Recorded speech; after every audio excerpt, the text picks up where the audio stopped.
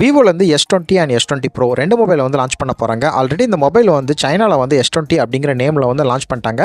But இந்தியாவில் வந்து கொஞ்சம் சேஞ்சஸ் பண்ணி வந்து இந்த மொபைல் வந்து லான்ச் பண்ண போகிறாங்க. அதில் என்னென்ன ஸ்பெக்ஸ் இருக்குது, இந்த மொபைல் வந்து அவங்க கொடுத்துருக்க ரேட்டுக்கு ஒர்த்தா இல்லையா அப்படின்ட்டு இந்த வீடியோவில் கொஞ்சம் டீட்டெயில்டாக பார்க்கலாமா?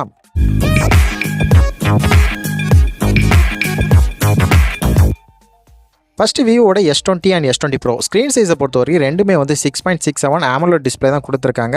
ரெஃப்ரெஷ் ரேட் பொறுத்த வரைக்கும் 120Hz ரெஃப்ரெஷ் ரேட் இந்த மொபைலில் வந்து அவங்க கொடுத்துருக்காங்க.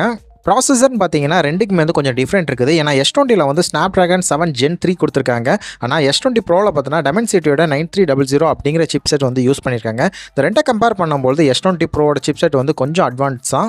கேமரா பக்கம் வந்து பார்த்தோம்னா ரெண்டுக்குமே வந்து கொஞ்சம் டிஃப்ரெண்ட் இருக்குது. ஏன்னா S20ல் வந்து டபுள் கேம் செட்டப் தான் கொடுத்துருக்காங்க. 50 MP பிரைமரி கேமராவும் 8 MP அல்ட்ரா வைட் கொடுத்துருக்காங்க. ஆனால் S20 Pro பொறுத்த வரைக்கும் ட்ரிபிள் கேம் செட்டப் கொடுத்துருக்காங்க. பட் வந்து செல்ஃபி கேமரா பொறுத்த வரைக்கும் ரெண்டுமே வந்து சேம் தான். 50 MPயில் வந்து அவங்க கொடுத்துருக்காங்க. பேட்டரி செட் பார்த்தீங்கன்னா 6500 mAh பேட்டரி இதில் கொடுத்துருக்காங்க. S20 அண்ட் S20 Pro ரெண்டுமுக்கே வந்து சேம் தான் கொடுத்துருக்காங்க. ஃபாஸ்ட் சார்ஜை பொறுத்த வரைக்கும் ரெண்டுலேயுமே வந்து 90 வாட்ஸ் ஃபாஸ்ட் சார்ஜ் சப்போர்ட் வந்து இந்த மொபைலில் கொடுத்துருக்காங்க. ரெண்டு மொபைலும் வந்து Android 14 FunTouchOS 14 தான் வந்து இந்த மொபைல் ரன் ஆகுது. வேரியண்ட் பொறுத்த வரைக்கும் 3 வேரியண்ட் 8/128, 12/256, 12/512 இப்படி 3 வேரியண்ட்டில் இந்த மொபைல் வந்து லான்ச் ஆக போகுது இந்தியாவில்.